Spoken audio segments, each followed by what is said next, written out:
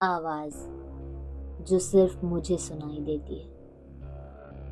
कहते हैं ना, डर हमेशा बाहर नहीं होता, कभी कभी वो बस कानों के भीतर छुपा रहता है, धीरे धीरे सरकता हुआ, एक वैसे जैसे किसी की फुसफुसाहट।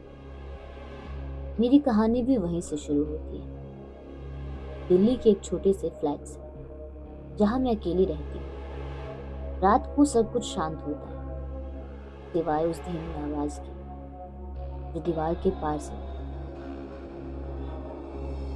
पहले मुझे लगा कोई पड़ोसी है, पर जब मैंने पूछताछ की तो पता चला उस दीवार के उस पार तो कोई रहता ही नहीं।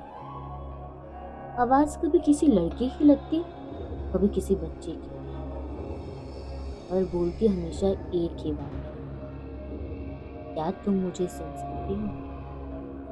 पहले मैं हंसती, फिर धीरे धीरे वो आवाज मेरे सपनों में आने लगी। कभी मैं सोती तो कान के पास कोई सांस लेता महसूस होता, कभी नल से पानी टपकता और हर बूंद की आवाज में वही शब्द सुनाई देते, सुन रही हो, मुझे यहाँ से निकालो। एक दिन मैंने हिम्मत की, दीवार पर कान लगाया। अंदर से हल्की ठक ठक आ रही है, जैसे कोई उंगलियों से बजा रहा है। मैंने भी जवाब दिया, ठक ठक, और उसी पल अंदर से वही दो ठक ठक वापस आए। उस रात मैं नहीं सोई, लगातार दीवार के उस हिस्से से रगड़ने की आवाज आती रही, बकने की, फिर हंसी की, और फिर अचानक खामोशी। सुबह मैंने मकान मालिक से पूछा तो वो डर गया, कहने लगा उस फ्लैट में पहले एक लड़की रहती थी अकेली। एक दिन उसने इसी दीवार में खुद को बंद कर लिया था।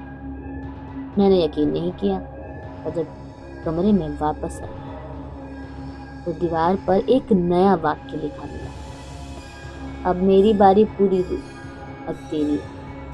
आज भी जब मैं कमरे में बैठती हूँ तो दीवार के उस पार से वो आवाज फिर आती है, धीरे, बहुत धीरे, क्या तुम मुझे सुन सकती हो?